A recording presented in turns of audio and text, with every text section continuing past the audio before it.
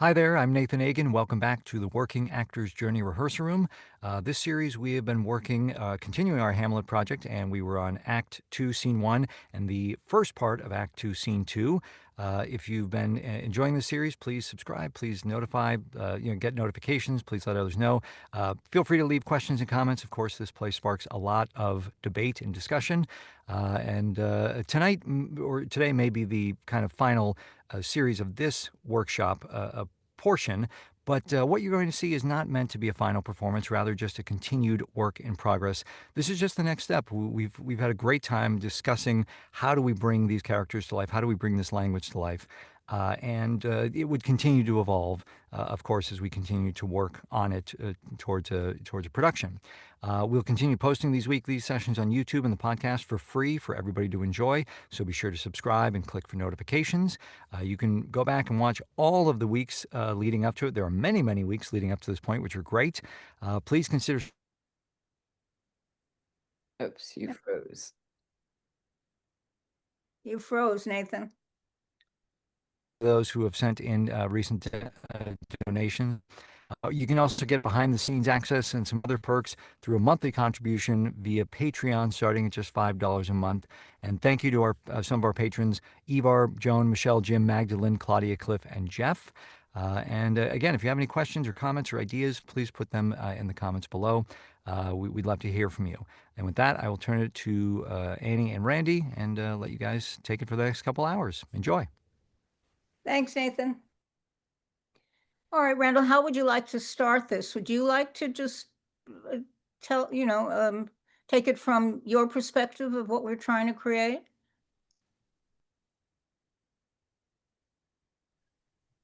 I think just to for the sake of the new people who have joined us, what we've started here is just an exploration of the text. And it's a rare opportunity to go so deeply into a text and find out what's in there, with the object of what do we need to know from the text in order to perform it. I mean, for years and years as an actor, you're cast in various productions of a piece, and sometimes the text is cut or it's updated and placed in a period that is not very suitable to the play itself. So in this instance, I, as an actor, before I leave, I want to know with deeper understanding what's going on in this play. Of all the plays that Shakespeare wrote, this one just stands head and shoulders above anything any other playwright has ever written, and especially since it's in our language, our tongue. So that's the purpose of this, to go step by step through every line and scoping it out, finding what's gold in it that may be helpful to the performance and of this story. So that's the simplicity of what we're trying to do. That's all. With a group of actors who have had to struggle with what it is to perform this playwright. Probably the greatest in the world. So Annie, that's all I wanted to say.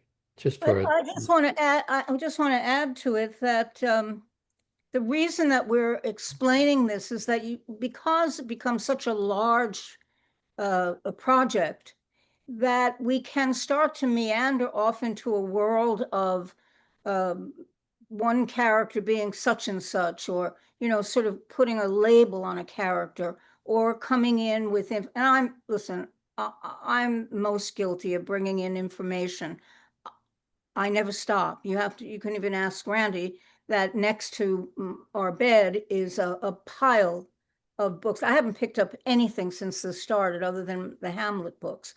However, I also know that there's some material that's interesting, that even may, the sort of stuff about Rosencrantz and Guildenstern, that is sometimes even shocking that Shakespeare could have even known them, or based the two characters in the play on real characters. All of that becomes wonderfully interesting, and it whets my imagination. But I have to say that sometimes the conversation can become too much of that. and less of what do we have to do to act this. So when that information is put forth, you want to extract from it what the actor can use to bring the play to life. How can it impact Rosencrantz and Guildenstern? How does it impact the costume? How does it, but everything's got to tie back to our mission, which is to perform the play. Otherwise, we might as well just start writing books. And I can tell you, I told you this many times when Randy and I were doing it at the Guthrie in the 70s, every 12 days, something new was published about Hamlet, not Shakespeare, about Hamlet. So you can imagine the information that's out there. But what I want us to constantly do is to zero in on circumstance and action. And the plot itself, the story that is being told. I think that we found over the weeks that it's very hard, even though we're saying we're going to do an analysis of the text, to separate that from acting it. Because the whole point of the analysis is to see how one acts it. So many times I've heard it said, this isn't about I think Nathan just said it too, it's not about the acting. It's always about the acting. It's always about the acting. And that doesn't mean that you have to sit and somebody judges you to whether you're acting it well or not, but it has to be about the acting. Otherwise, once again, just write a book about it. So that's what I want us to really zero in on now, particularly since we're heading to a portion of the play that so much has been written about. I mean, let's face it, if you think 4 weeks is enough to look at the nunnery scene, you're out of your mind, because that scene, there's so much that happens in it and so much that has been written about it. We could go on with just that scene alone for 6 months. And that's the section, that's the part of the play we're heading into. It's so important to see what we have, the seeds we planted by looking at Act One and each one of these scenes, and how the play progresses to what's going to happen down the road. It never goes away. Go ahead. What, Randy? Annie, one more little thing. Of all the plays, this one, yes, it has to be acted, but it can't be obvious.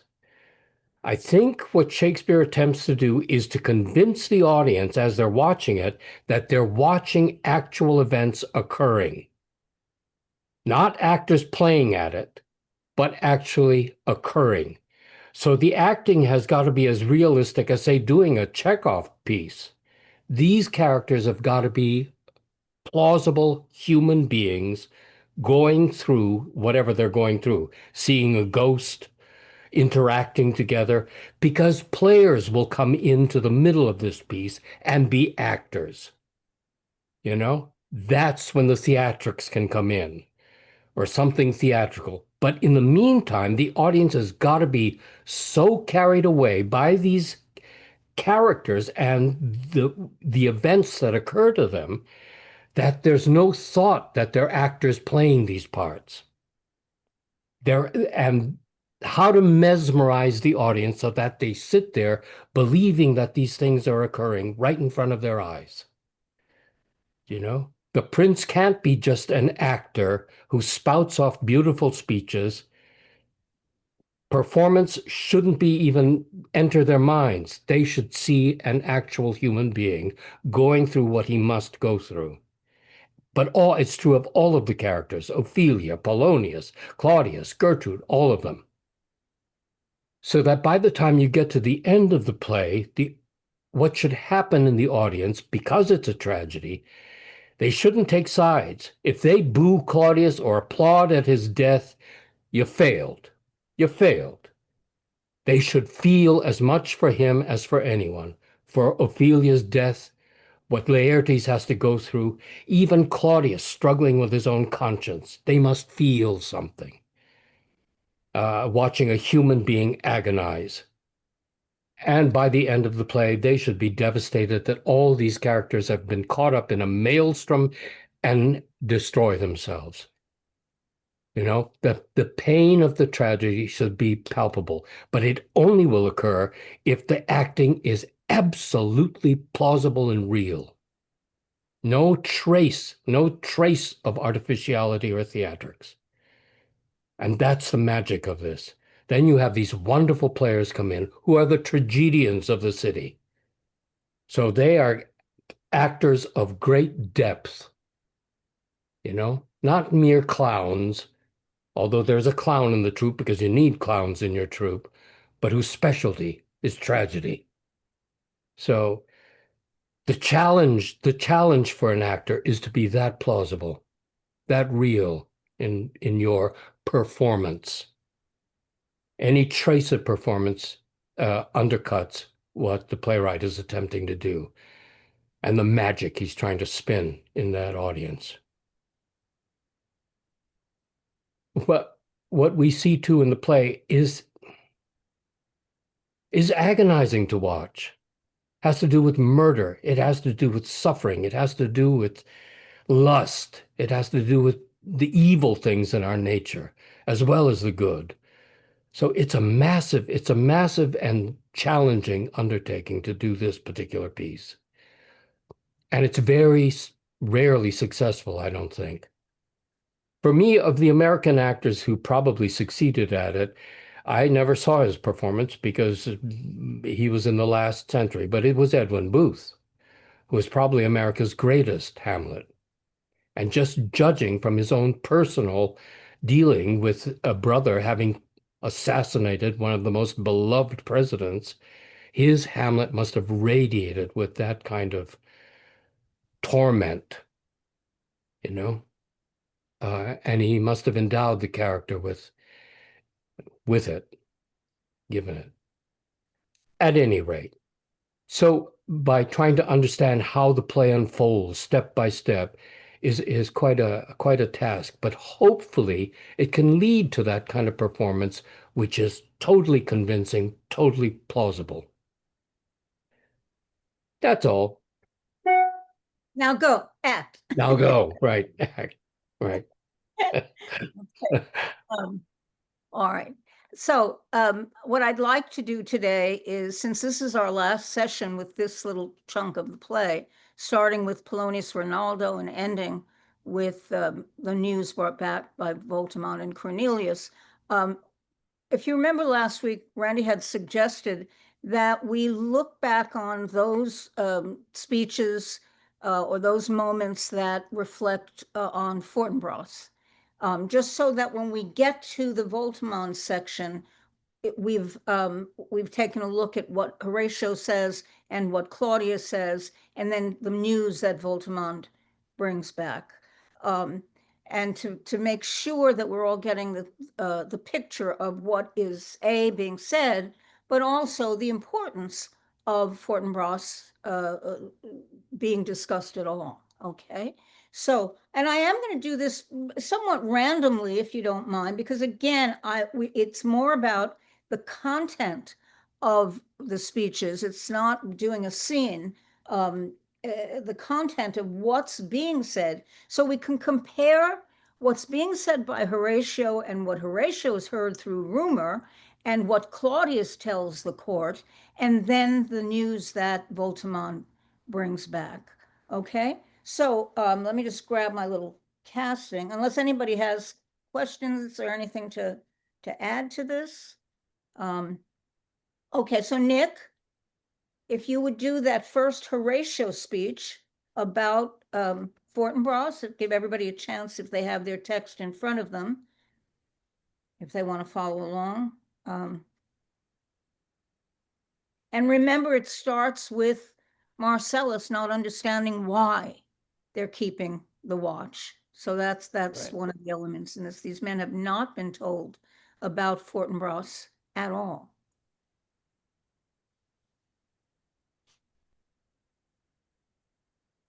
Oh, go. I thought you were giving more casting. Sorry.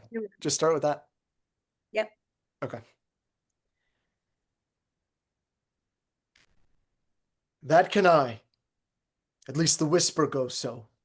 Our last king, whose image even but now appeared to us, was, as you know, by Fortinbras of Norway, thereto pricked on by a most emulate pride, dared to the combat, in which, our valiant Hamlet, for so this side of our known world esteemed him, did slay this Fortinbras, who by a sealed compact, well ratified by law and heraldry, did forfeit with his life all those his lands which he stood seized on to the conqueror, against the which a moiety competent was gauged by our king, which had returned to the inheritance of Fortinbras had he been vanquisher, as by the same covenant and carriage of the article design his fell to Hamlet. Now, sir, young Fortinbras, of unimproved metal, hot and full, hath in the skirts of Norway here and there sharked up a list of landless resolutes for food and diet to some enterprise that hath a stomach in it, which is no other, and it doth well appear unto our state, but to recover of us by strong hand and terms compulsative those foresaid lands so by his father lost.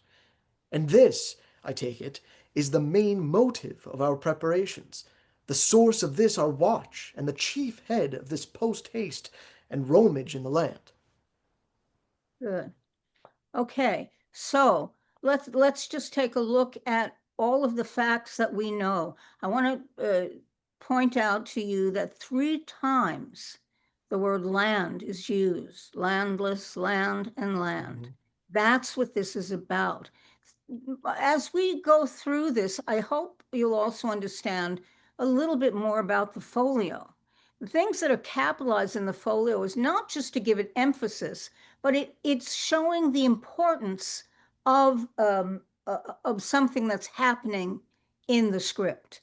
So if you look at the first mention, it is all those his lands, and then you move down, and landless, and long spelling, landless resolutes, and then those foresaid lands. So just by that, we understand that Fortinbras is coming back for those lands. He's not coming to invade Denmark because they're at war. I will also say that the battle between Old Hamlet and Old Fortinbras was not one of state or country. It was Fortinbras was so filled with pride that he did not want Hamlet to have the greater reputation of being best at battle. All right. Now, this also, we've talked about it before, and this is where, again, Anne goes into this stuff, and maybe it's crazy, but Shakespeare knew the source material for this play. It came to him through Bellefarce, but it originated with Saxo Grammaticus, and the story itself was known to Shakespeare. So you can see through the course of the play that he does pick out certain elements of it, and he does put it in the play. This is what the battle between Fortinbras and Old Hamlet, it's clear to them, it's clear that these were pirates. These were people who went and tried to conquer ships to get money, to get riches. And so in this case, it's lands that they're talking about. Fortinbras is king at this point. In Saxo Grammaticus, Hamlet is not. Old Hamlet is not king yet. What happens is that he takes the riches on the ship of Fortinbras, because he kills Fortinbras. He takes that reward and he gives it over to the king of Denmark. The king of Denmark is so pleased with it that he gives Hamlet Gertrude's hand in marriage. All right?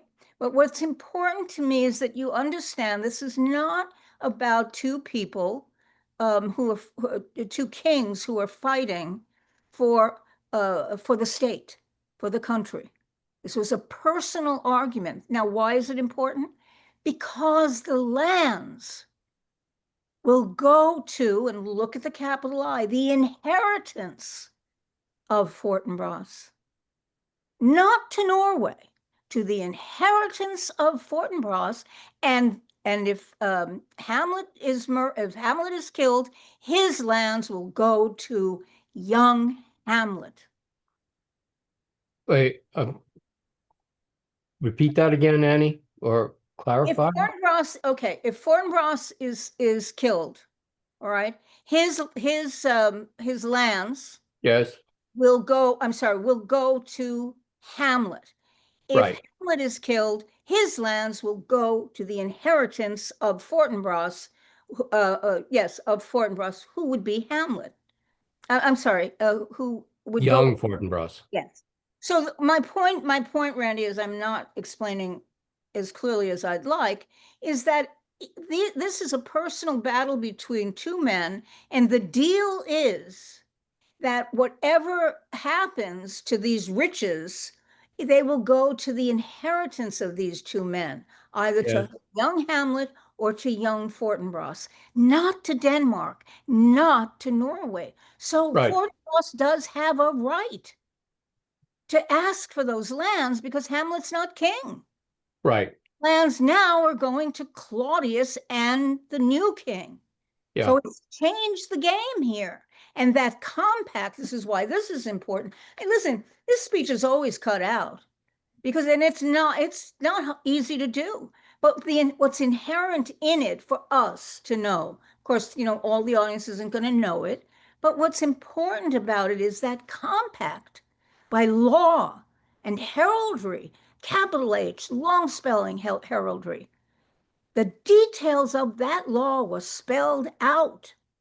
There's no way to confuse what the result of this would be, who inherits what, and they get these capitals all over this speech. So, and Fortinbras will say at the end of the play, I have uh, uh, some right to lands in this country. He reiterates that at the end of the play. But just for our sake right now, because we're going to move into Claudius and we're going to see Claudius's point of view about those lands and who those lands should go to. There's another thing I want to point out to you, and that is I told this to Nick. He asked me if I was going to share it, and I was not necessarily. But it helps, I think, when you look at the parenthetical. And if you would just take a quick look at was, as you know, by Fortinbras of Norway, there too pricked on by a most emulate pride. That is an addition. What it's something that he would leave out, and so he remembers it in that moment and needs to highlight it with the parenthetical.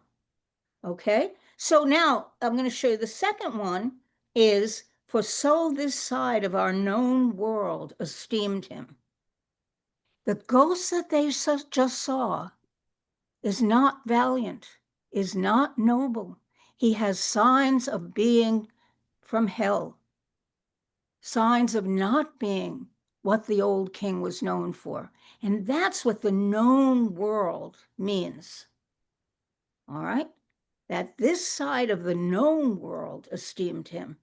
What heaven makes of him or what the afterlife makes of him, we don't know. So it's a backtracking, it's Horatio putting himself in the present as he's telling this story of the past. So he backtracks. And it's a bitch to do. I mean, we talked about it, but I want you aware of it. Because this speech, as I said, the speech, people just cut it out. Or they do it as if, let's put some glasses on Horatio. He's an eggnog, he's just sort of a scholar. And so he'll just do it in a fussy way. And it's not that at all. At least the whisper goes so. There's a rumor. Our last king, whose image even but now appeared to us, was, as you know, by Fortinbras of Norway, there too pricked on by a most emulate pride, dared to the combat. You see how it moves, it's not stuffy. And he's telling what he heard through a rumor. You guys have heard gossip. Do you ever tell gossip without the sense of, wait, you got to hear this one? It has an excitement under it. This is what they're saying out there. And they're talking about this fight that happened. And then he emphasizes, for so this side of our known world esteemed him, did slay this Fortinbras, who by a sealed compact, well ratified by law and heraldry, did forfeit with his life all those his lands which he stood seized on to the conqueror, against the which a mighty competent was gauged by our king, which had returned to the inheritance of Fortinbras had he been vanquisher, as by the same covenant and carriage of the article design, his fell to Hamlet. Now, sir, young Fortinbras of unimproved metal, hot and full, hath in the skirts of Norway here and there shocked up a list of landless resolutes for food and diet to some enterprise that hath a stomach in it, which is no other, as it doth well appear unto our state, but to recover of us by strong hand and terms compulsative those foresaid lands so by his father lost. And this, I take it, is the main motive of our preparations, the source of this our watch, and the chief head of this post-haste and rummage in the land. So young Fortinbras has a good claim to the lands his father lost, because Hamlet's not Getting them. is not sitting on the throne. Right. Claudius is, right? That's right. That's right. What's the list of landless sharked up a list of landless resolutes? It's a group of people who have no land, and they're signing with him because he's his. Because he doesn't have the land that I inherit. I'm going to give you some of it. Okay. Because he can't go to his uncle. You notice here he doesn't go to Norway and ask for help. And Norway holds the arm, has the military, and Norway has the money. But he doesn't go to Norway. This is something he's doing on his own by gathering a group of people who have something else to gain by it. At least the rumor goes. That's the other thing. All right? It's if I may, it's a repeated theme, this kind of moral, do we have a just claim in Henry V? The opening of Henry V, he's a big, triad, trying to can I do this morally? So obviously it was very important. And that was at the start of Henry V. This is at the start of Hamlet. So they're trying to side the audience on I suppose to let them know. Yes, what you're saying, though, is the thing that exists throughout the whole play. Is it moral? Is it ethical? Is it, so from Fortinbras's point of view, and from what's been described by Horatio, he has. You see what I mean? Now, Claudius is going to give a whole different point of view. But that's what all I'm saying in this is that this is something that often gets forgotten in this speech, that the rumor is that he has a claim. I mean, and that's not good for Claudius. You can start to see why Claudius better put an end to this right away. Because if indeed, Ben, he has any claim to it, then will the people who are spreading these rumors say he's right, the king's wrong? Claudius got to make sure that nothing taints that kingship. And this his kingship. That's right. So I totally agree with you, but I think I love that you brought it up, because boy, is that what people are going to struggle through with this whole play. That weighing out that right and wrong, basically. I mean, that's sort of, okay. So anything else? Are we ready to look at Claudius? Okay. Jim, where is he? Jim, I'd like you to just read Claudius's speech, Act 1, Scene 2, and it's just that section. After he's thanked everyone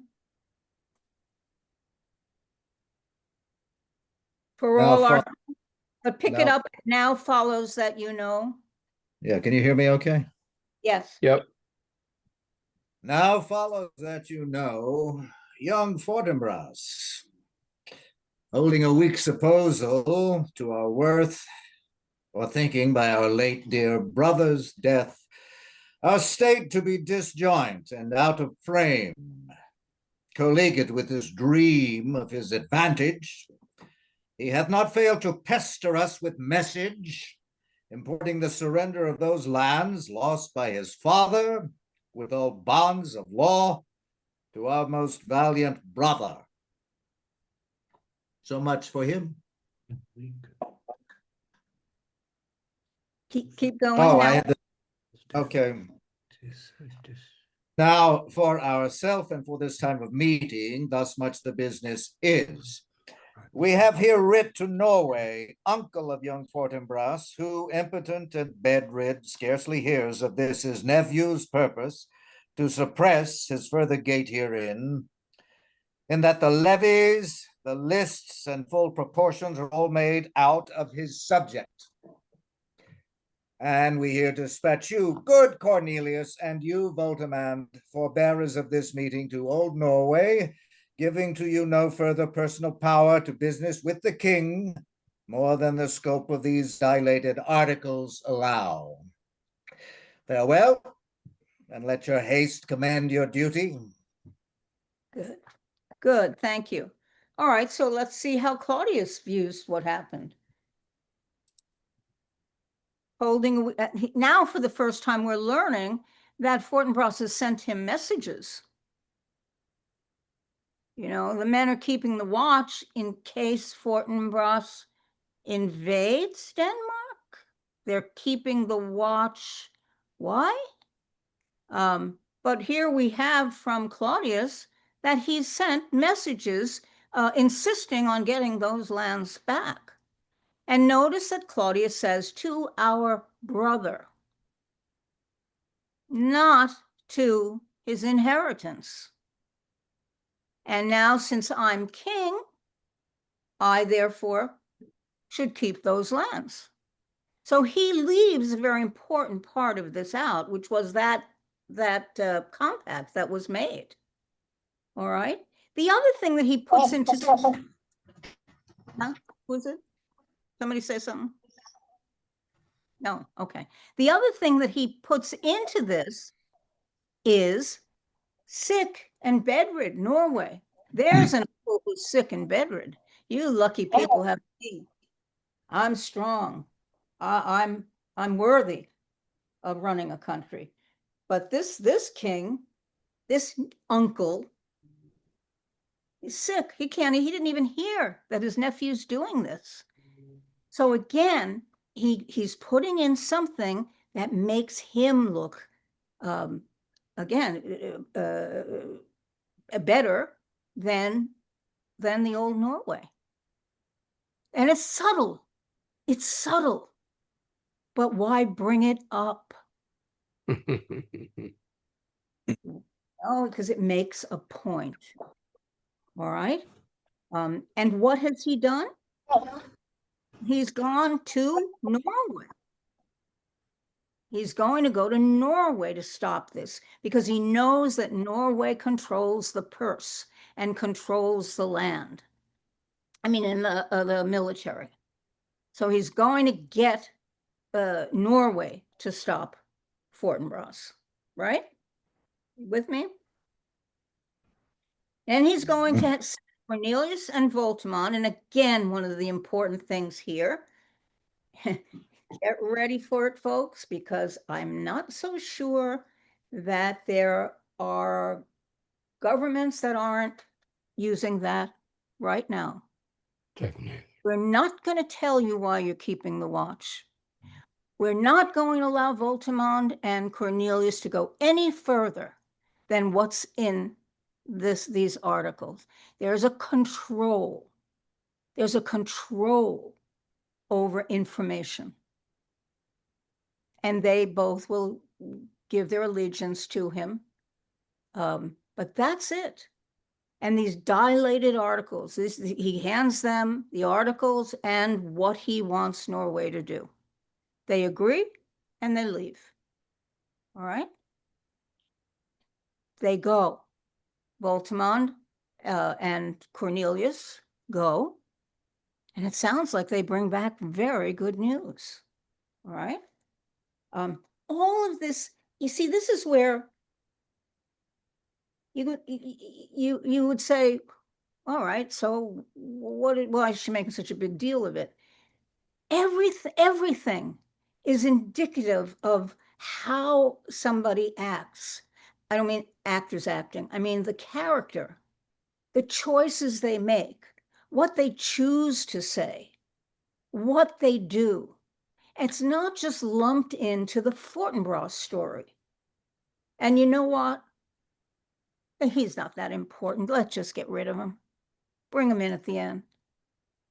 But it's more about the characters. Horatio, so detailed. Horatio, so specific from what a rumor he's gotten from a rumor. This king brings in the sick and bedridden uncle. Brings in, he's pestered us. Doesn't say what he said in those letters.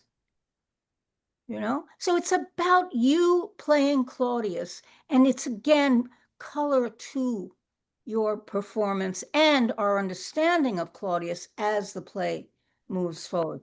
No, Annie? Yeah, go ahead.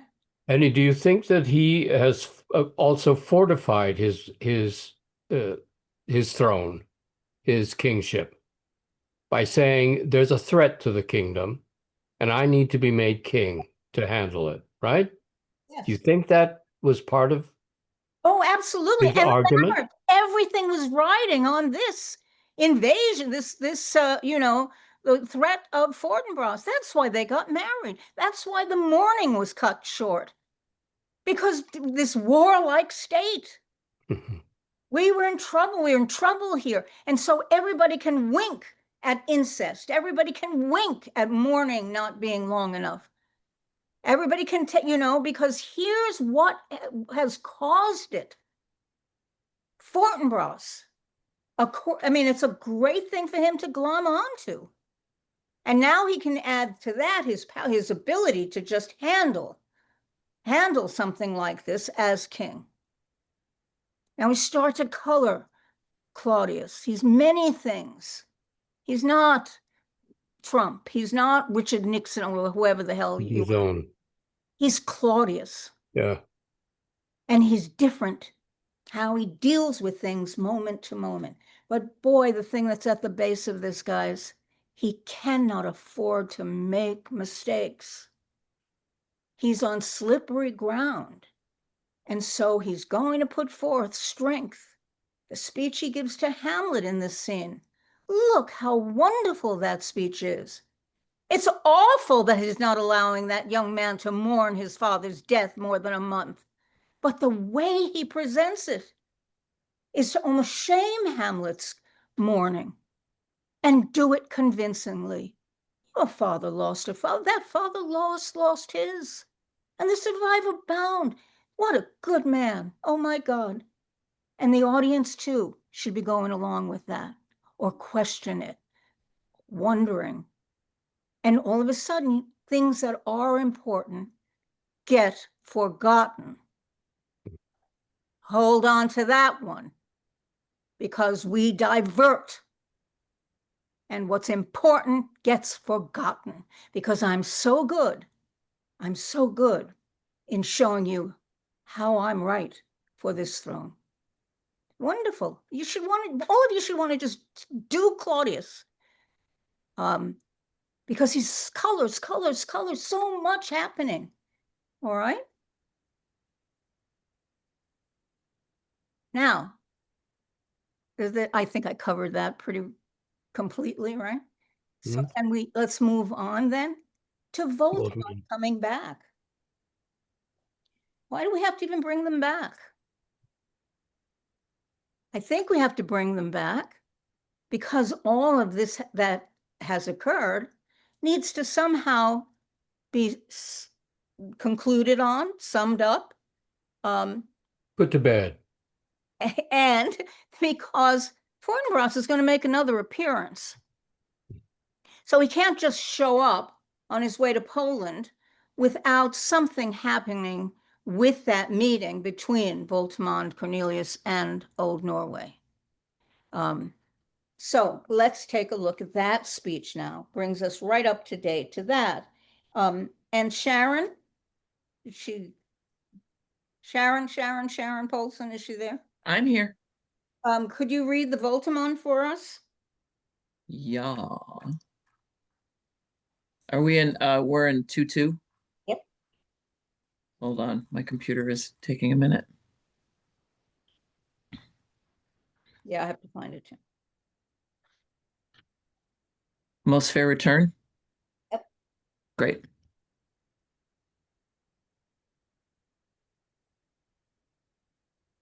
Most fair return of greetings and desires. Upon our first, he sent out to suppress his nephew's levies, which to him appeared to be a preparation against the Polak. But better looked into, he truly found it was against your highness. Whereat grieved so his sickness, age, and impotence was falsely borne in hand, sends out arrests on Fortinbras, which he, in brief, obeys, receives rebuke from Norway, and in fine makes vow before his uncle never more to give the assay of arms against your majesty. Whereon old Norway, overcome with joy, gives him 3,000 crowns in annual fee, and his commission to employ those soldiers so levied as before against the Polak, with an entreaty herein further shown that it might please you to give quiet pass through your dominions for his enterprise, on such regards of safety and allowance as therein are set down. Good. Okay, so what happens? What have we learned here? Money, money, money, money. We've learned that not only have we learned the conclusion to this, but we've learned how Norway handled it. He put arrests onto Fortinbras. He was this weak king that Claudius had introduced us to earlier. Yes, he's sick, but boy, he put a stop to this right away. And then on top of it, he gives permission to Fortinbras to turn whatever troops he has against, or designs he has against Poland, right?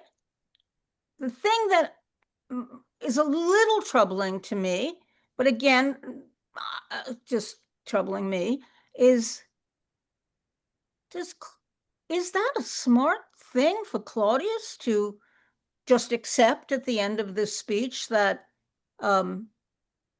it's okay for Fortinbras to come through Denmark after he was such a threat earlier on? Just a question. The reason I raise it is that I believe that if you remember in this scene when Polonius says the ambassadors are joyfully returned, and Claudius says, thou hast still been the father of good news. And then he says, and by the way, I think I found the cause. Oh, let me hear that. That do I long to hear. So he's willing to put Voltimand and Cornelius on hold, because what he really wants to get to is what's wrong with Hamlet. So they come in, Voltimand gives the speech, and at the end of it, Claudius says, welcome, most welcome. Now a question is asked, no further detail about Fortinbras coming through Denmark, no looking at the entreaty. It's just, that's great news, and we will go to your rests and we'll feast later on. He can't wait for that to be over, because what's important now is Hamlet.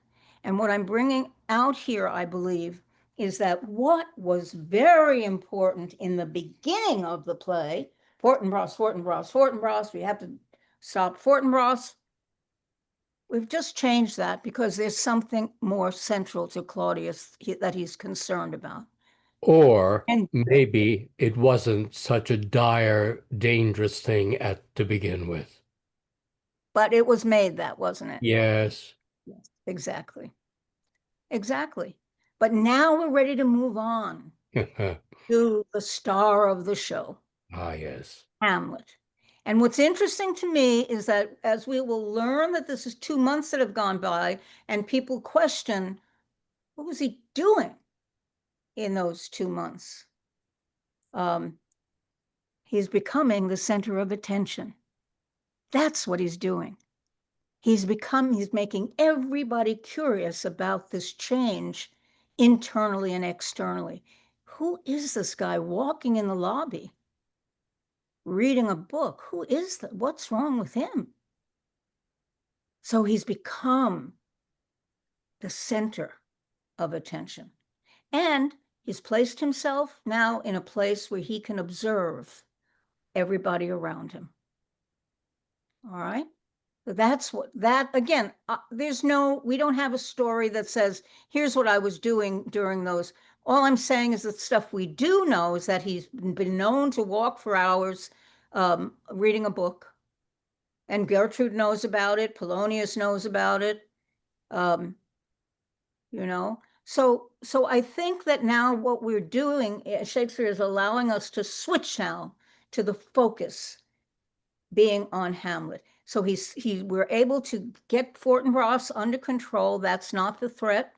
But again, I always look for the character study in all of this. The Claudius, how do you do it? Of course, I mean, that's the next question. How do you do it? But I think you can find it right within his response to, oh, that let me hear. After Polonius has said the ambassadors of who have been to Norway have just returned. But he wants to, and it's Polonius who says, listen to them first, and then we'll get to Hamlet. So if you're playing Claudius, you need that sense of anticipation. But his mind is probably thinking Hamlet, Hamlet, Hamlet, as Voltamont's speaking.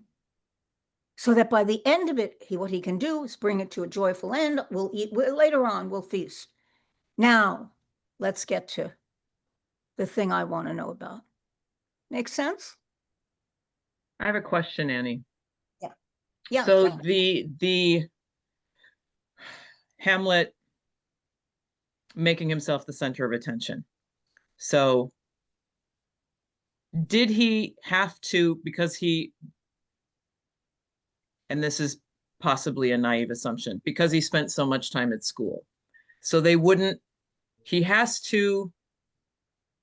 he have to make something seem normal, like walking for hours and reading, right? So then he can then disrupt his own routine that he has already planted, right? So they take he was doing that for like, I don't know, 6 or 8 weeks. So that seems routine. That's time of day. He goes walking, he reads for hours. Great. That part we know.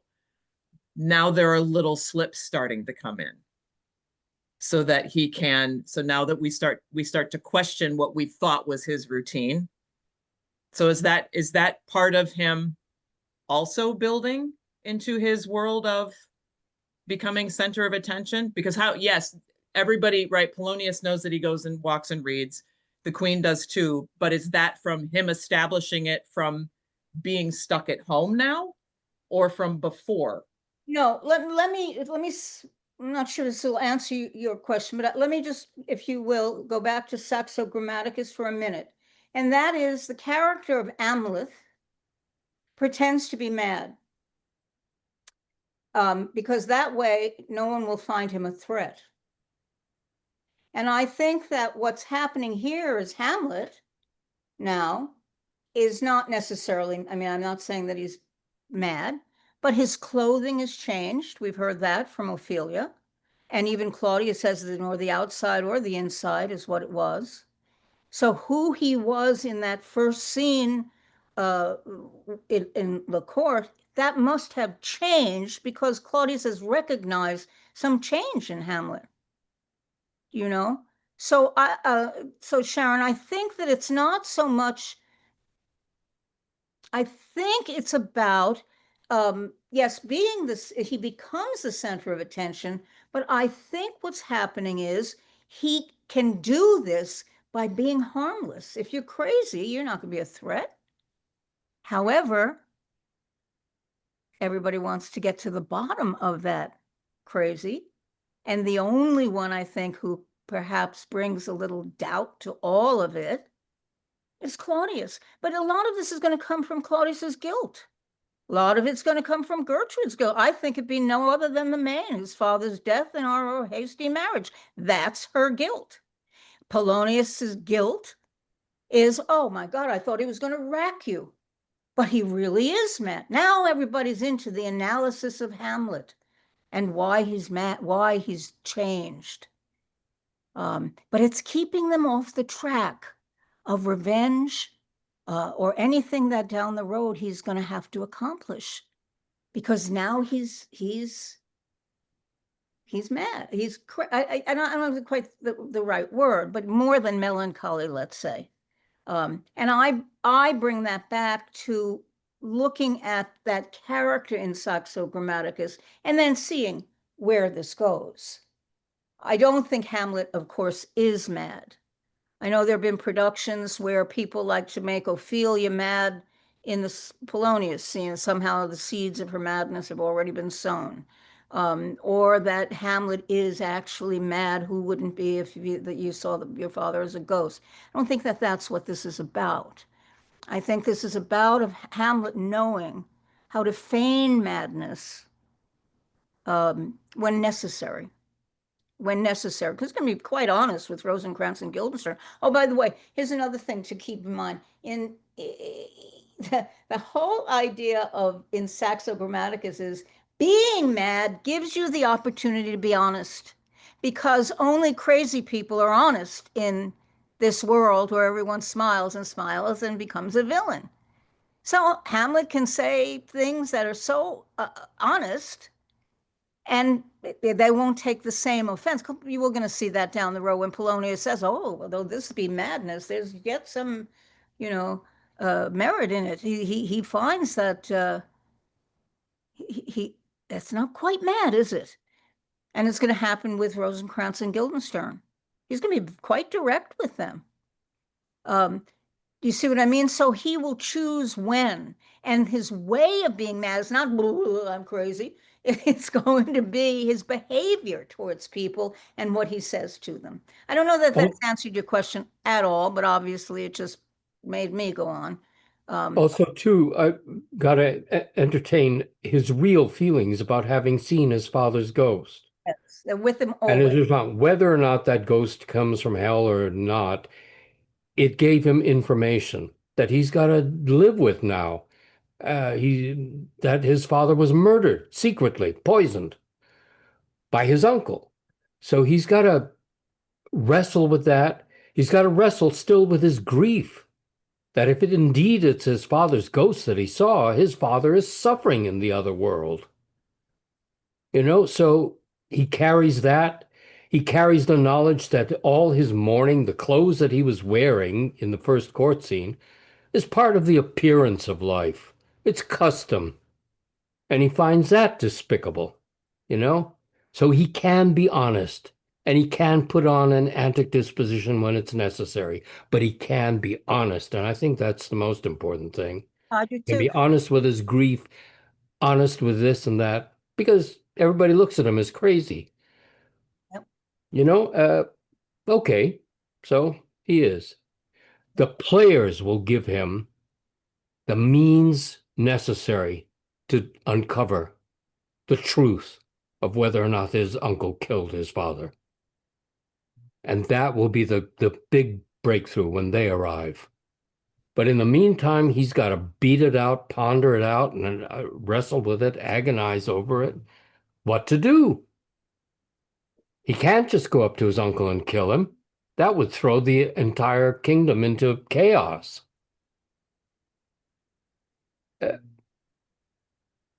He's got to wrestle with, too, the justification for it. It's a big wrestling match with him. That's why he talks about conscience later, and to be or not to be, but he's got a weight on him that is huge, I would say. I think, Randy, also, this goes back to what we had said earlier. This is where the play get thickens. Taint not thy mind. Yeah. That's what the ghost put in front of him. And yet he also put revenge in front of him. There's a lot of out that Hamlet has to do with the grief that he still shares about his father. But again, I think that what you said earlier is very important. Remember me, I have sworn it. That will not go away in the whole play. He will remember that encounter with the ghost. And his journey now will be to prove whether the ghost was worth listening to, truthful. Did Claudius kill? He's got to weigh all of this out as he goes through the play now. I think what's interesting to me on top of all of this is everybody now is analyzing him. Everybody's going to come to a conclusion of what's wrong with Hamlet. And that's great, because nobody's saying he's on to the king and it might be revenge. Nobody's saying that. That gives him an opportunity to find things out. And he has to find things out before he moves forward. He's not going to just take it out. And he couldn't, by the way. By the way, if he killed Claudius right now, it would be considered regicide, and he would have been arrested for treason. Claudius is the king. And as we've seen, everybody accepts it. Everybody except Horatio, perhaps, and Hamlet. But even Ophelia does. The murder was secret. And if he killed Claudius now, at this point in the play, nobody would know why. Yeah. Nobody would know why.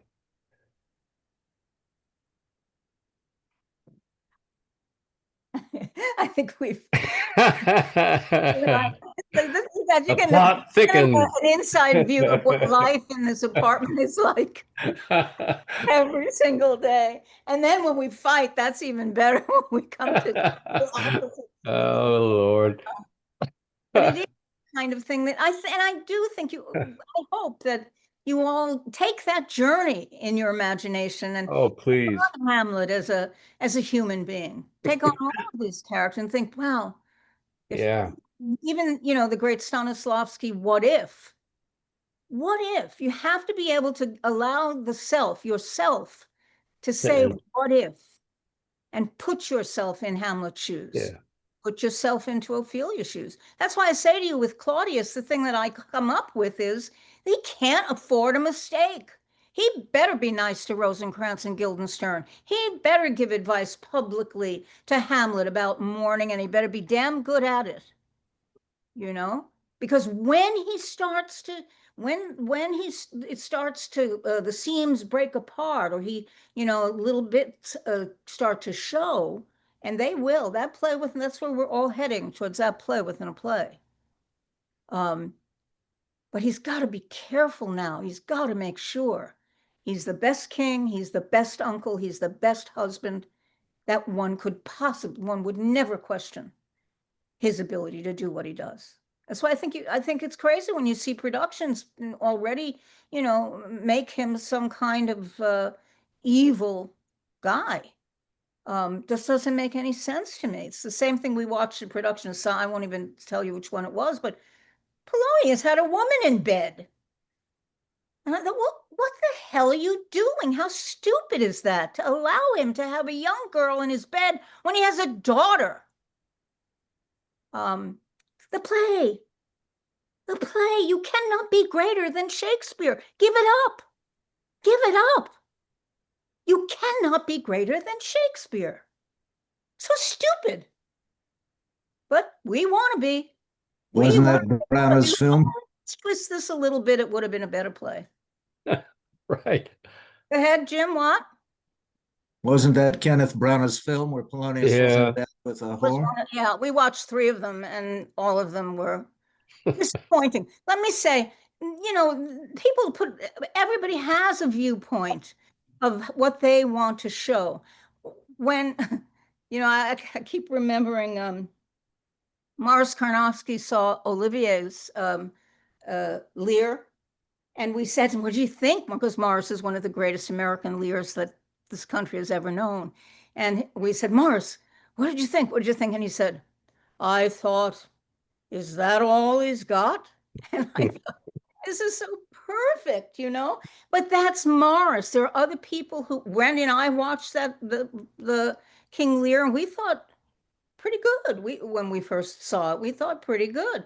You know, so everybody's going to come to it with a point of view. Obviously, Brana had a point of view about it. What disturbs me is when I know what is in the play and somebody adds something because they think they're going to enhance it, or that they're missing the point, I think. So everybody's allowed to do whatever the hell they want. That's what we do. But this session that we're in, and I'm loving, is an exploration of the play. And by the way, and I wrote something about this, I get that you're going to update and be in updated productions. I get that you're going to cut productions. I get that. Don't you want to know what you're cutting before you take a scissors? Don't you want to know?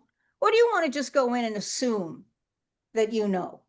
That doesn't make any, again, are we talking about art? Are we still, is theater still an art? Not so sure. I'm losing sight of it. At any rate, Randy, save me. I can't. Okay. I Sorry, think Annie, in that regard, Annie, surely there shouldn't be any women allowed on the stage if we're going to start an argument. Right. I would only defend, Because let me say that what I would say is women were not allowed on the stage.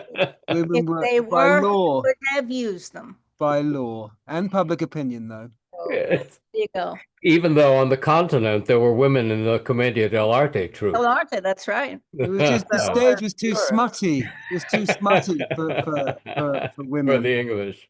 You know, Ben, I also think when people talk about him being a misogynist, and I think, does anybody remember who the queen, who the ruler, you know, this is called Elizabethan.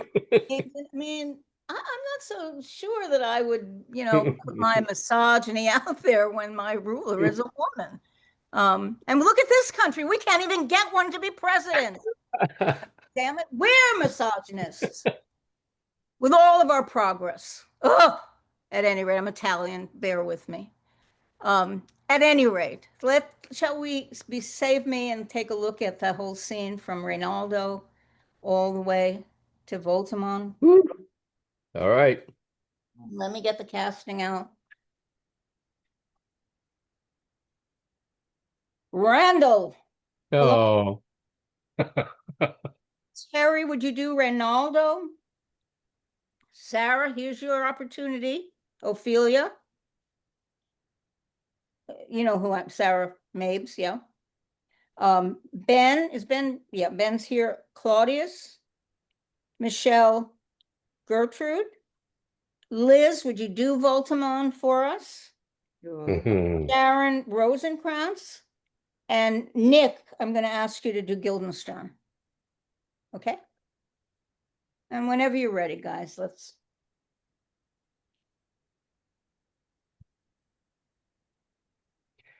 Give him his money and these notes, Reynaldo. You're muted, Terry. I will, my lord. You should do marvels wisely, good Reynaldo. Before you visit him, you make inquiry of his behavior. Oh, my lord, I did intend it. Marry, well said. Very well said. Now look you, sir. Inquire me first what danskers are in Paris, and how and who, what means, and where they keep, and what company, at what expense, and finding, by this encompassment and drift of question, that they do know my son. Come you the more nearer than your particular demands will touch it, take you as 'twere some distant knowledge of him. And thus I know his father and his friends, and in part him. Do you mark this, Reynaldo? Oh, aye, very well, my lord. And in part him. But you may say, not well.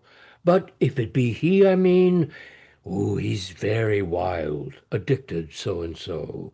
And there put him one, and there put on him what forgeries you please. Marry, none so rank as may dishonor him. Take heed of that.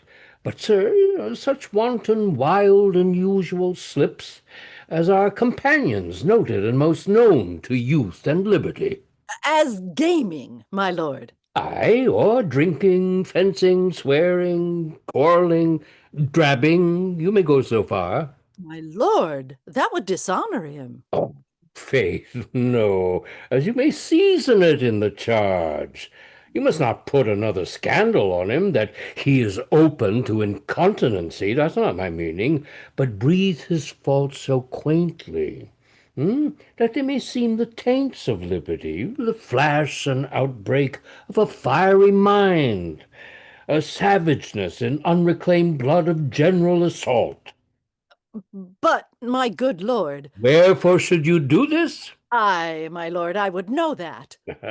Marry, sir, here's my drift, and I believe it is a fetch of warrant.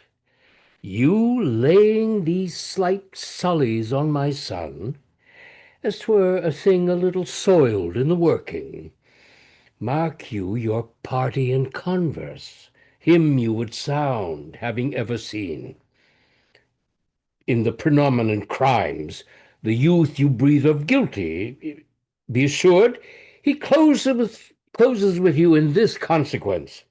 Well, good sir, or so, or friend, or gentleman, according to the phrase and addition of man and country. Very good, my lord.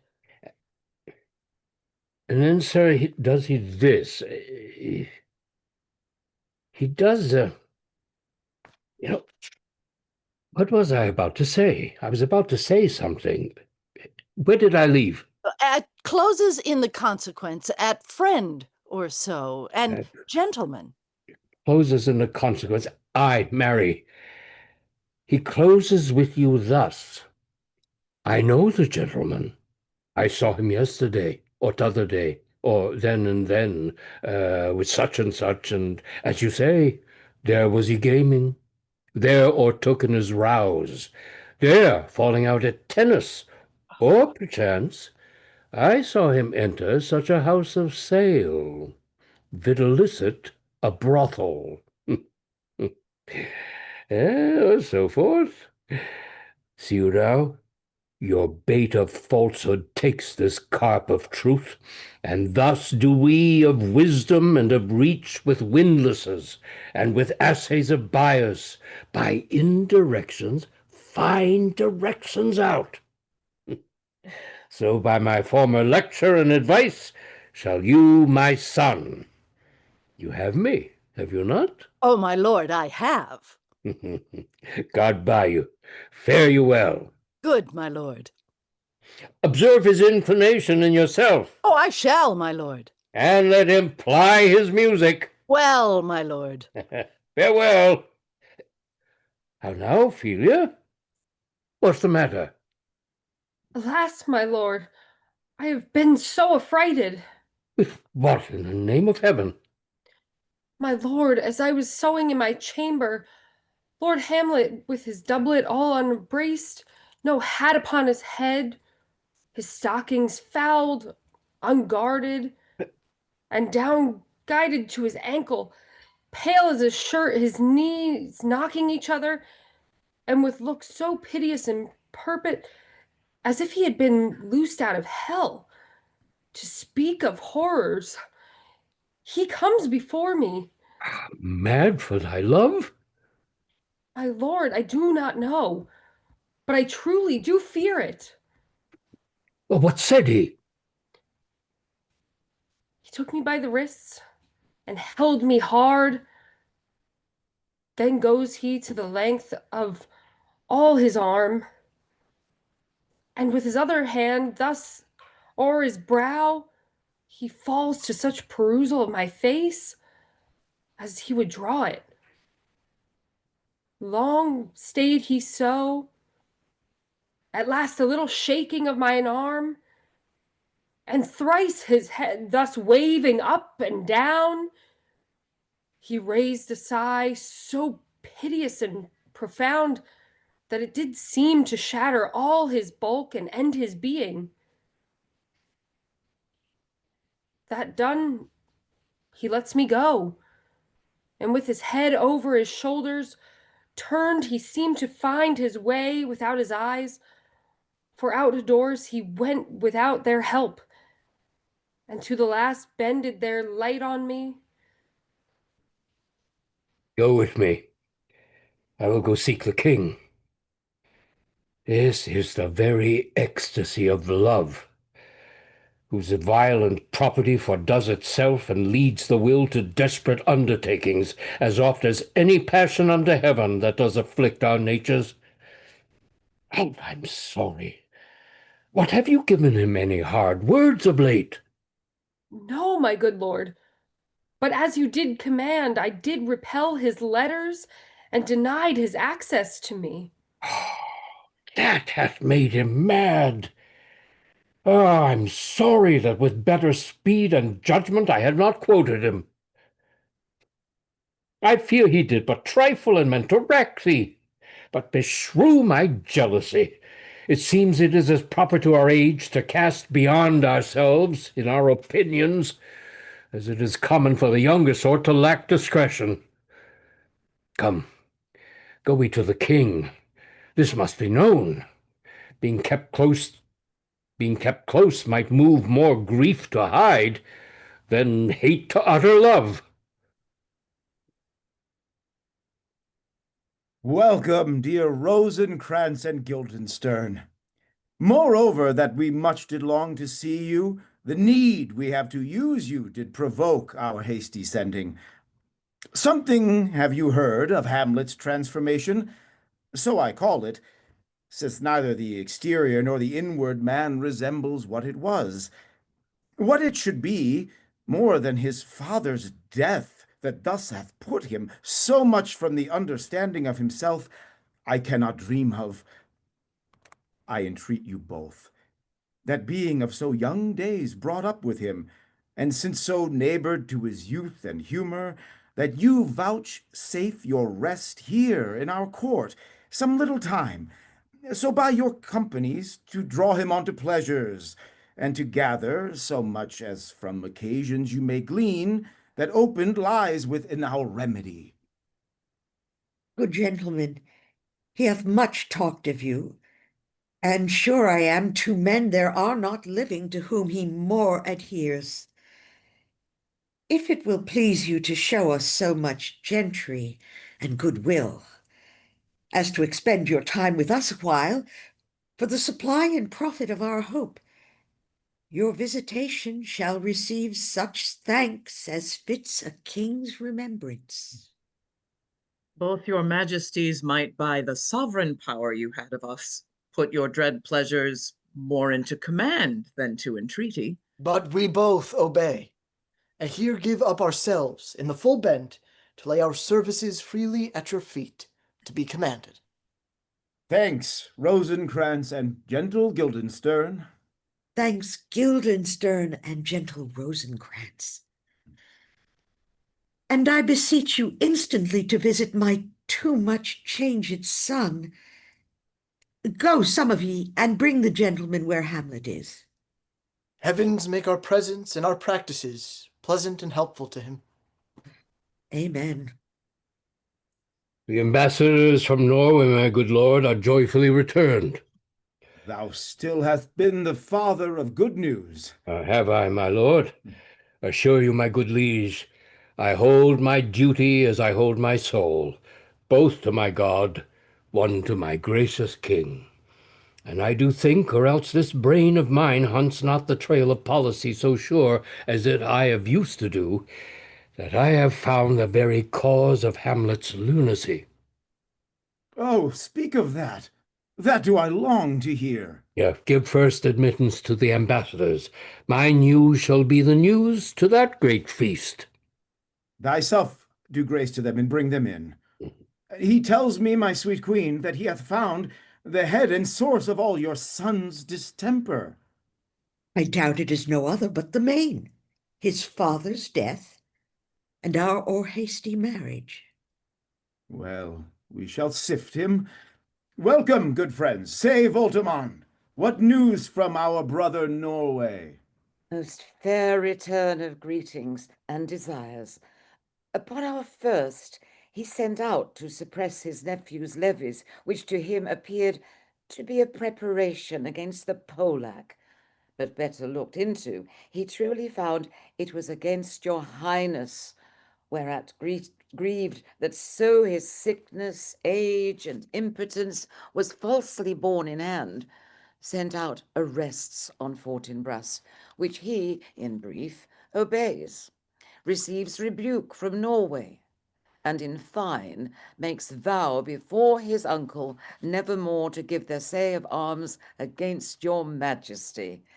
Whereon old Norway, overcome with joy, gives him 3,000 crowns in annual fee, and his commission to employ those soldiers, so levied as before, against the Polack, with an entreaty herein further shown that it might please you to give quiet pass through your dominions for his enterprise, on such regard of safety and allowance as therein are set down.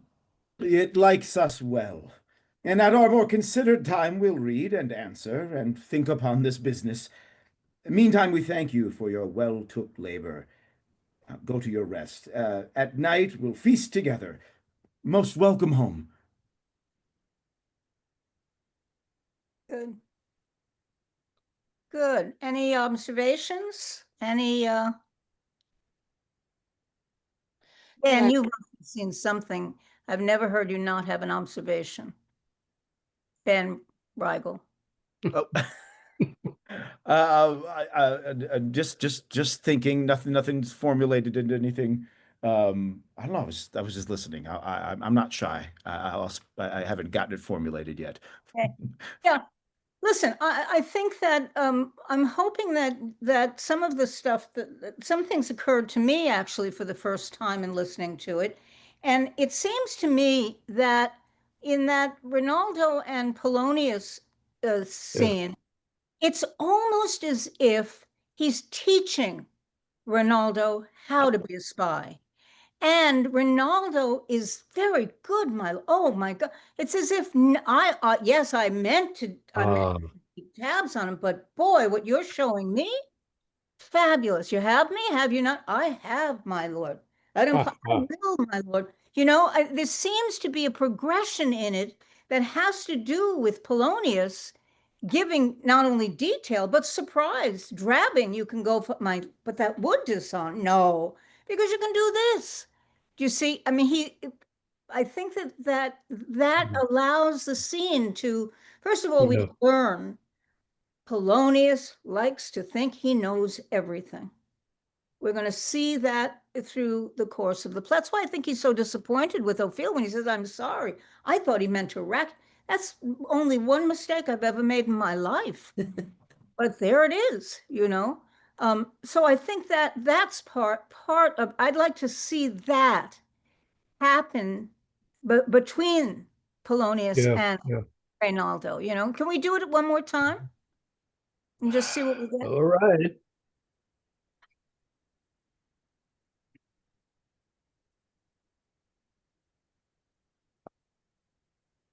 Give him his money in these notes, Reynaldo. I will, my lord. You should do marvels wisely, good Reynaldo. Before you visit him, you make inquiry of his behavior. Oh, my lord, I did intend it. Ah, marry, well said. Very well said. Look you, sir. Inquire me first what danskers are in Paris, and how and who, what means, and where they keep, what company and at what expense, and finding by this encompassment and drift of question that they do know my son. Come you more nearer than your particular demands will touch it. Take you as 'twere some distant knowledge of him, as thus I know his father and his friends, and in part him. Do you mark this, Reynaldo? Aye, very well, my lord. And in part him. But you may say, not well. But if it be he I mean, well, he's very wild, addicted so-and-so, and there put on him what forgeries you please. Marry, none so rank as may dishonor him. Take heed of that. But, sir, such wanton, wild, and usual slips, as our companions noted and most known to youth and liberty. As gaming, my lord. Aye, or drinking, fencing, swearing, quarreling, drabbing, you may go so far. Oh, my lord, that would dishonor him. Oh, faith, no, as you may season it in the charge. You must not put another scandal on him that he is open to incontinency. That's not my meaning. But breed his faults so quaintly, that they may seem the taints of liberty, the flash and outbreak of a fiery mind, the savageness in unreclaimed blood of general assault. But, my good lord. Wherefore should you do this? Aye, my lord, I would know that. Marry, sir, here's my drift, and I believe it is a fetch of warrant. You laying these slight sullies on my son, as 'twere a thing a little soiled in the working. Mark you your party in converse, him you would sound, having ever seen, in the predominant crimes, the youth you breathe of guilty, be assured he closes with you in this consequence. Good sir, or so, or friend, or gentleman, according to the phrase in an edition of Man and Country. Very good, my lord. And then, sir, does he this. He does. What was I about to say? I was about to say something. Where did I leave? At closes in the consequence. At friend or so. And gentleman. At closes in the consequence. Aye, marry, he closes with you thus. Well, I know the gentleman. I saw him yesterday, or t'other day, or then, with such and such.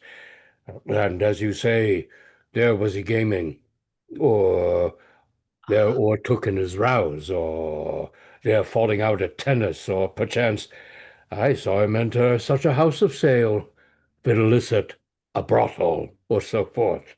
You see now, your bait of falsehood takes this carp of truth, and thus do we of wisdom and of reach, with windlasses and with essays of bias, by indirections find directions out.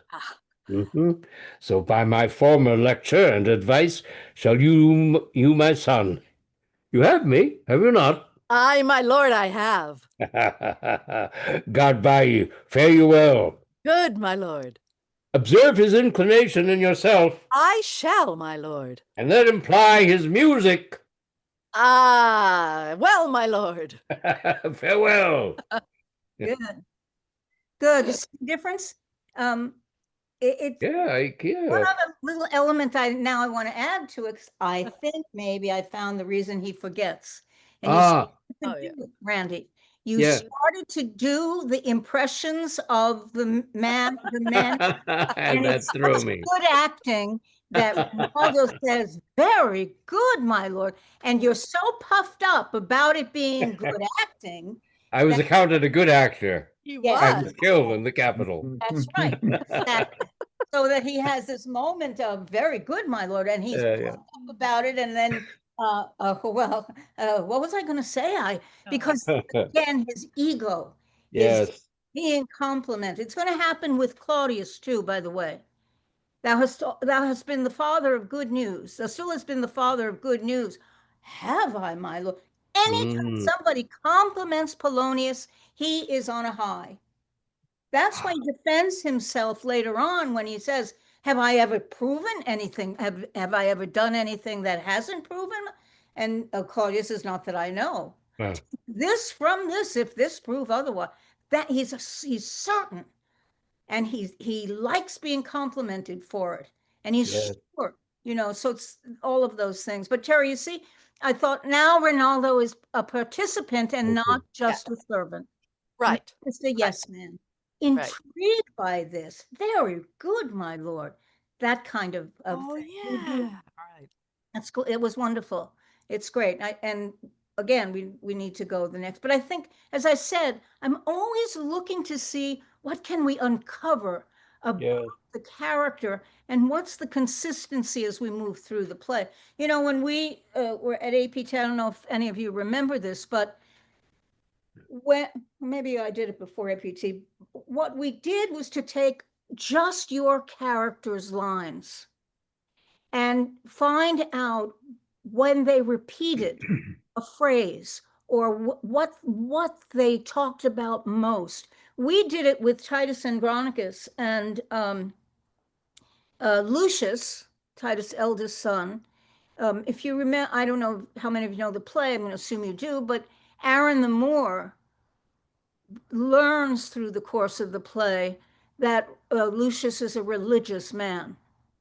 And if you look at all of Lucius's lines, they have to do with some kind of religious mention. And so Aaron isn't just making it up on the spot, he's observed Lucius. And again, that's something that the character now can start to play because it's consistent with what he's saying. And you can do this with characters. I think you'd find very interesting to say, is there anything that is particularly important to them through the course of the play? So you know, it's an interesting exercise. But I think what I try to do is to link each scene to whatever scene is coming up. And the one that has always stuck with me is I was a very good actor. You know, I was killed. I played Julius. I was killed in the Capitol. You know, and then he thinks he's smart enough to judge the play. This is too long. You know, so but it connects rather than just hanging there as I don't know what it means, but I'll just say it funny or whatever you want to do with it. You connect everything. Every line gives birth to the next line. There is no Hamlet without who's there. And then who's there provokes Francisco, and that's the way the play unfolds. So every line has to impact the other actor in that scene. It can't just sit in, I'm this because I'm Polonius, and I'm this because I'm Ophelia. It's the only truth on stage is the truth between two actors. And I can dance circles, you know, I can throw all this information at you and do all of this research, but if there's truth between the two of you as actors, it trumps anything that I've said. That's how sensitive an audience is to truth. They are, you know, you don't have to teach them how to be human. They are human. You have to hold up the mirror to that humanity and hope you come close. And for my money, I don't see that happening often enough with acting. It's almost like we feel like we have to show them we're pretending.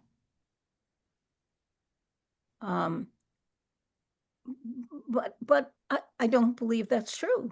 I think that the truth is there's nothing greater than watching two actors play and being pulled into it.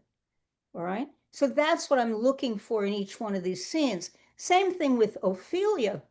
And I went on in my email to you and I told Randy and I told Nick, I'm having the damnedest time with Ophelia. And I want to give you an example. We were sitting at the table the other night and I was trying to explain to Randy and Nick what I felt was happening. And Randy just said, wait, I got it. And he did Ophelia. He did it beautifully. And I said to him, oh, you're going to take the emotional route. And he looked at me and he said, I'm an actor. I have to do what is real for me in the moment.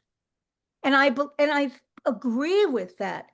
It's later on I can come in and say, here's what I saw, here's what I heard, but here's where it goes off from the story I think is being told.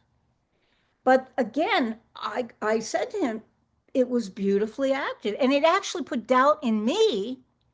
Do I want to risk losing that to fight for something else that I believe is there. I actually had to think about it. So that, yeah, Liz, I've heard, you're going to probably be furious with me for coming up with this stupid idea, but I'm obsessed about those two lines of Ophelia's about the stockings being fouled and down jived to his ankle. And I had one absolutely insane idea, but I'm going to throw it out. That her purpose in telling her father all of this is ultimately to get some help for Hamlet. Is that a fair assessment? Yes. And that's what she's doing. Maybe she suddenly throws in that line for a big effect, and it isn't what he did at all. I'm sorry, I've been obsessing about that, and I wait, had hold to. on. Are you saying just the foul line, or you're saying? Yeah, no. Everything else is exactly what she saw, but she throws that in to get big effect because she really wants to make sure that they do something, that they help him. I mean, I agree with you. I don't think it's, I wouldn't argue with it. I think she does want to get help for him.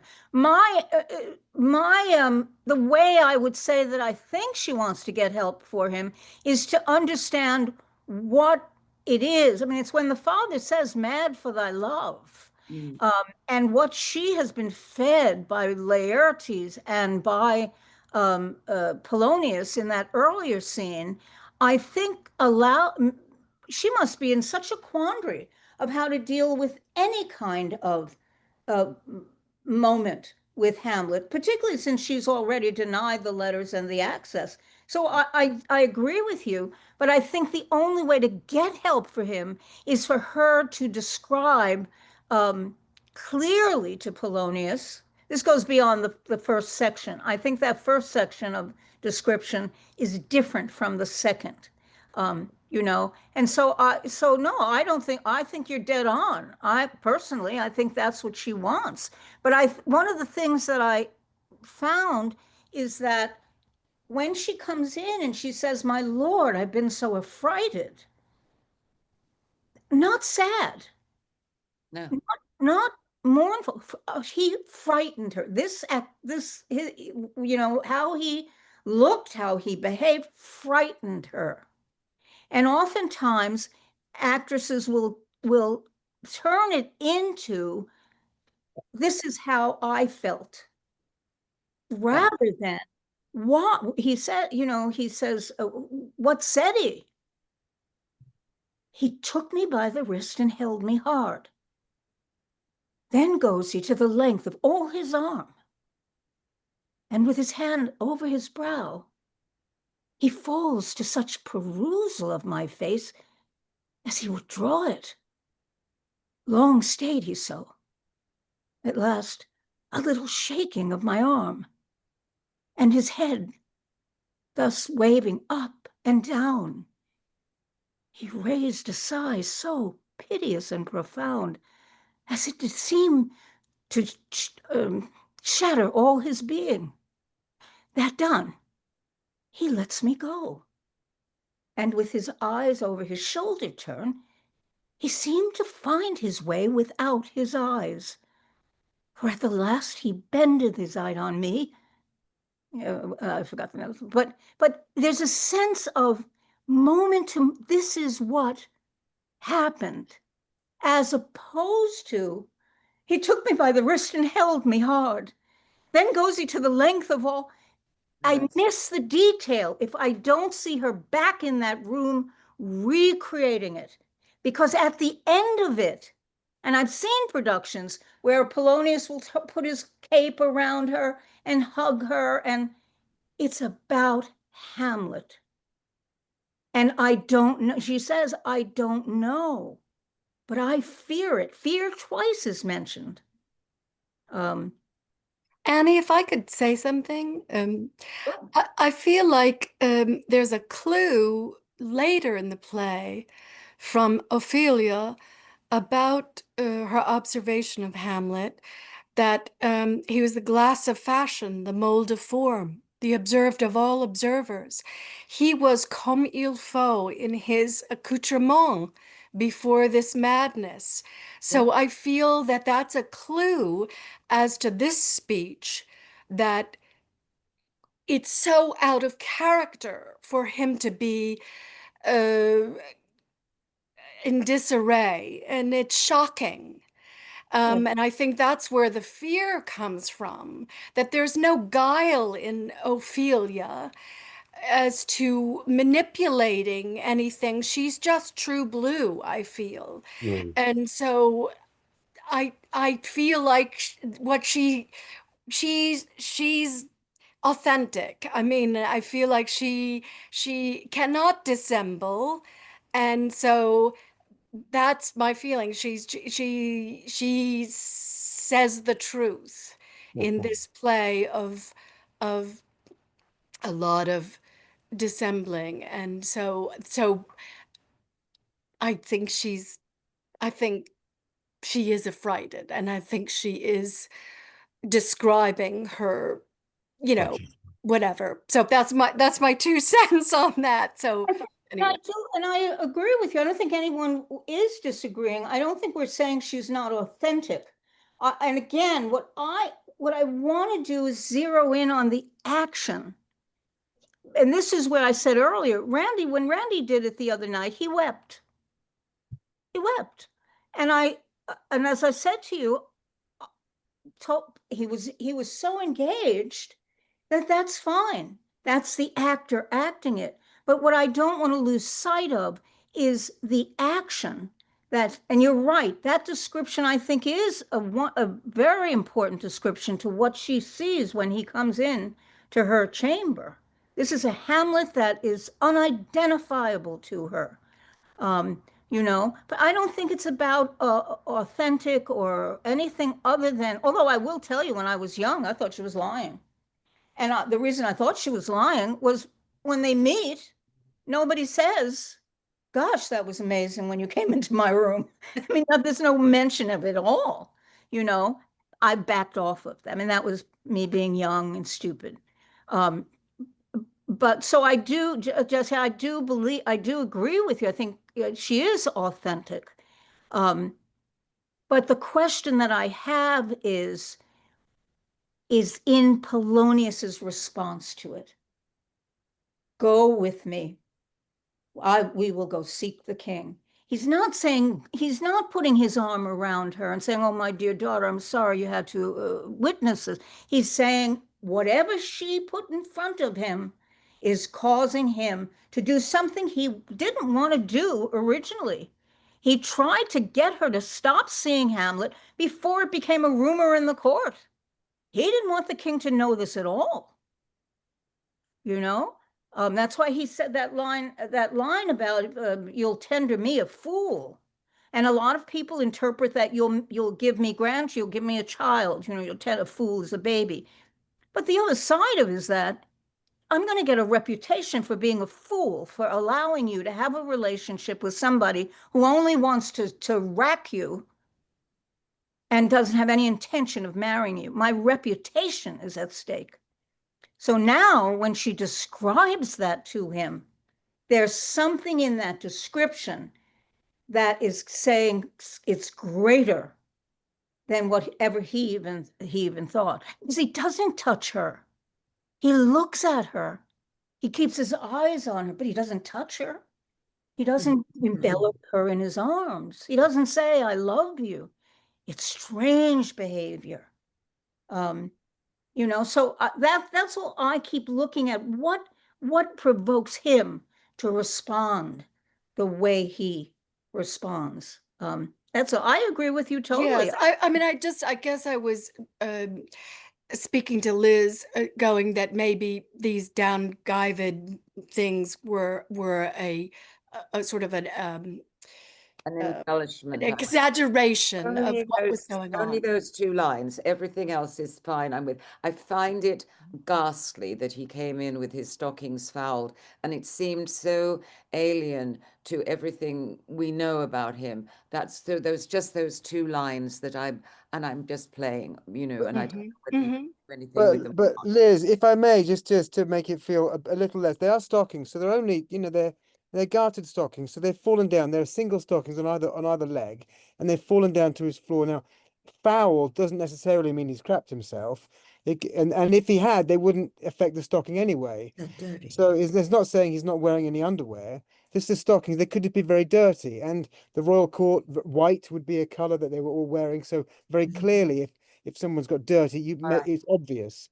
So I think it's been interpreted so often as being crapped, So I think Right, you're right.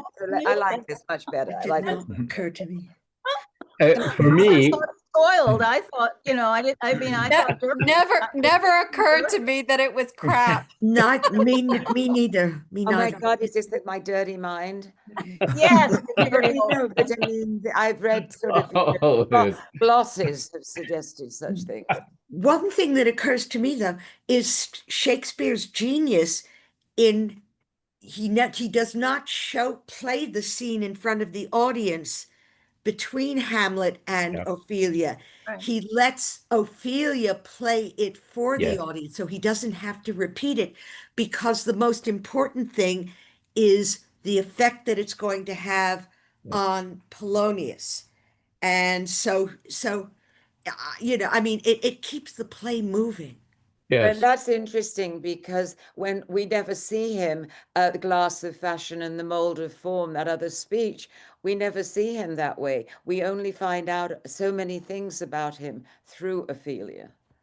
We see him that way in the first court scene with the beautiful mourning garment. His mourning looks gorgeous, but I mean, he's not behaving like the mold of. I mean, he's dressed. Yes. Dressed in black. The thing too, what easier way to put on an antic disposition than to go into disarray? Yeah, exactly. Can I say something while we're almost over about Voltimand? Yes. I suddenly realized halfway through, he's quite happy with the first half of what he has to say. And I think in the second half, he's very unhappy with what he has to say. I don't know whether I conveyed that, but that was happening in my head. That he doesn't like it. So he's bringing bad news in the last half of his speech. The fact that, what's the bad news? I'm sorry. Well, the bad news is that he wants to come through his country with yeah, okay. The first part's good, but then what Fortinbras did to what the uncle did to young Fortinbras was giving him the money and saying, here's an army, go and invade Poland, but you're going to have to go through Denmark and ask permission. And that must be very upsetting to that ambassador. I would think, yeah. Anyway, you guys just jump in. I mean, again, here we are. We should be in rehearsal, because that's the step with all of it, to see how do we bring it to life. And that's I think that's what's so important about these discussions, because what you're saying, all of you are saying something that will impact the acting of it, because that's all we have to get it across. We don't have the book. Can I ask sorry. Yeah, go ahead.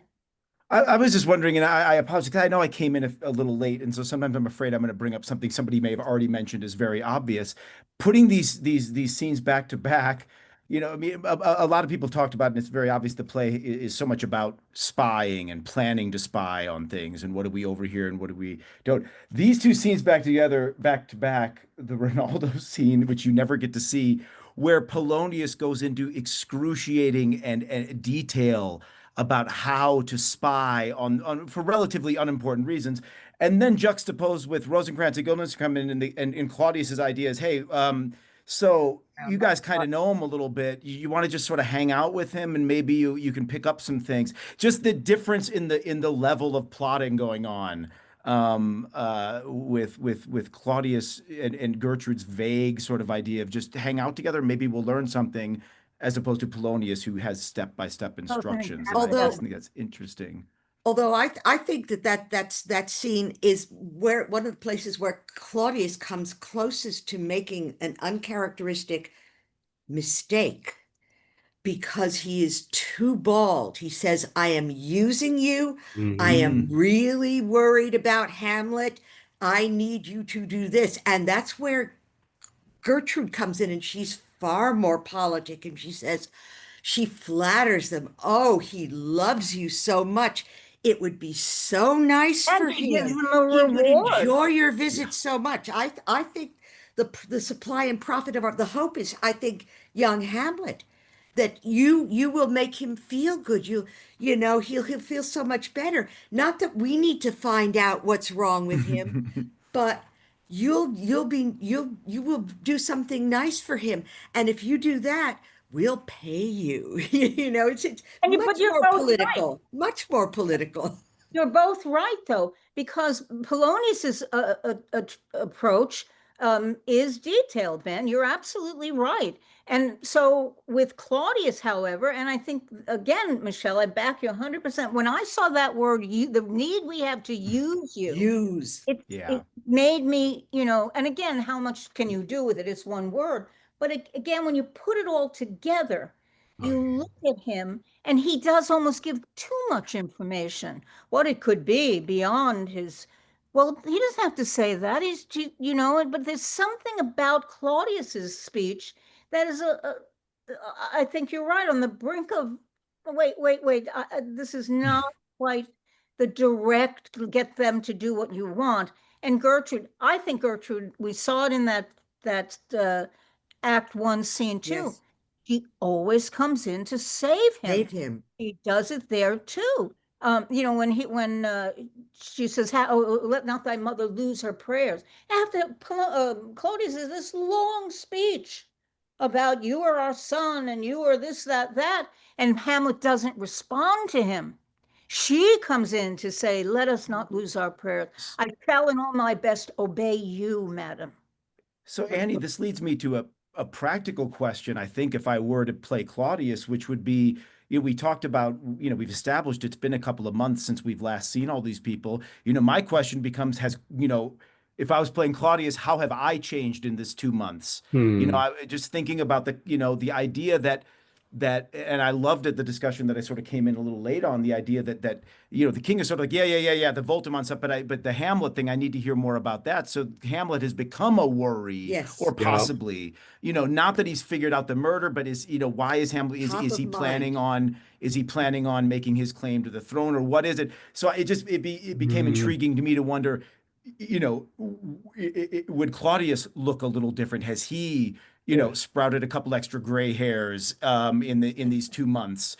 You know, is the strain, you know, showing on this? I just had never considered that before. I just thought, oh, I'm coming at it the same way we did in Act 1, Scene 2. But actually, no, it's been 2 months of weirdo Hamlet stressing me out and stressing mom out.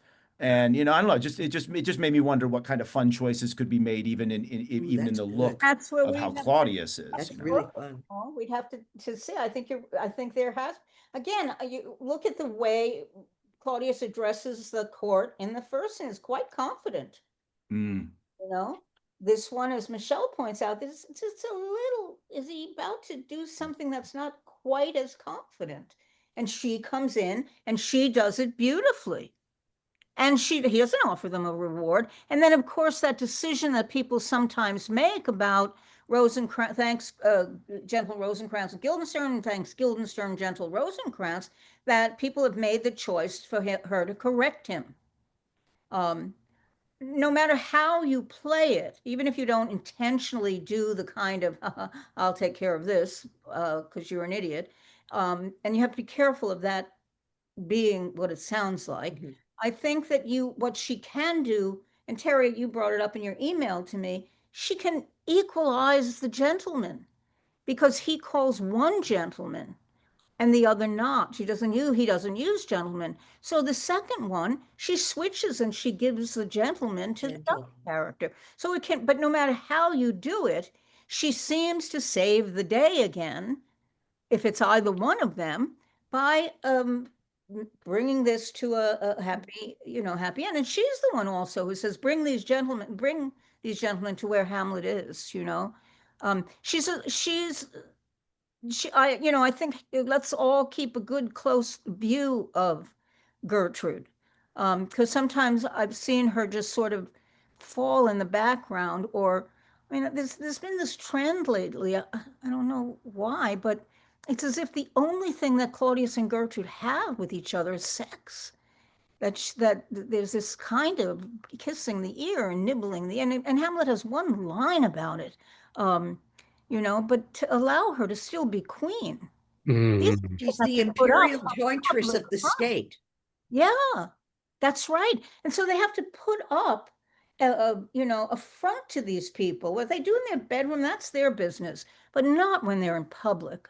I mean, what was the production we saw where they were in bed and Polonius brought the news to them? I Tony forgot. Richardson Ooh. Oh, yeah. film with And Nicole Williamson yeah. At any and rate, Anthony Hopkins. so yeah, Ben, I think you want to find that I think you bring up a really good point for all these characters. Yeah. The Ophelia who has to deal with Hamlet in her chamber is different than the Ophelia who said, "No more, but so." He hath pursued me in honorable fashion. That was the Ophelia from that scene. Now she's had Laertes go at her. He's a prince. He's out of your story. He can't make his own decisions. He's subject to his office as prince. Polonius, listen, I know what young men are. And this is the scene that he just had with Laertes. The description of him saying, let his son do what he wants to do. No, don't make sure it's not that he's over sexual, but drabbing, gambling, all of the interestingly enough, some of those things, by the way, are the thing that Hamlet's going to say before um, he decides not to kill Claudius. A sin is a sin is a sin. But that's, that's Polonius. So every character I hope, will have some change that moves the play along. That's why I always warn against branding them something, putting them in a box and saying, oh, Polonius is this, Claudius is this, Gertrude. I mean, even the great Morris Carnopsky, I played Gertrude, and the great Morris Carnopsky came to me and he said, say, Anne, did you ever think she's a drunk? And I thought, no, I never have. But he did, and so again, I follow it just so far. But he was basing it all on her drinking the cup, taking the cup at the end. Can I add something? I'm going to take the conversation now off in another direction. We were talking about spying. I heard last night that there is commercial spyware that can actually tap into our cell phones Oh, it was with on the us news knowing last it. night. Yeah. Yeah, yeah. And that under the current regime, the ICE people have been given permission to use it in tracking down immigrants, in tracking down so-called Antifa supporters. So I think the question of the morality of spying has got to be dealt with, not just on a governmental level, but amidst ourselves, one-to-one as people. Because unless we deal with that issue as an ethical and a moral issue, I don't know how we deal with it on a mass governmental issue. Now, I know in Elizabethan England, Elizabeth had her own spy system. In fact, Christopher Marlowe was part of it. Part of it.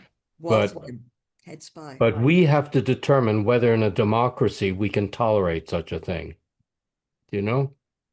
And that's what this play raises. It raises issues like that. This is why this playwright is so great, because he'll raise the issue, throw it in front of us in a story, and we have to deal with it. How do we think about it? What do we do with it? It's 7 o'clock, Randy. Okay.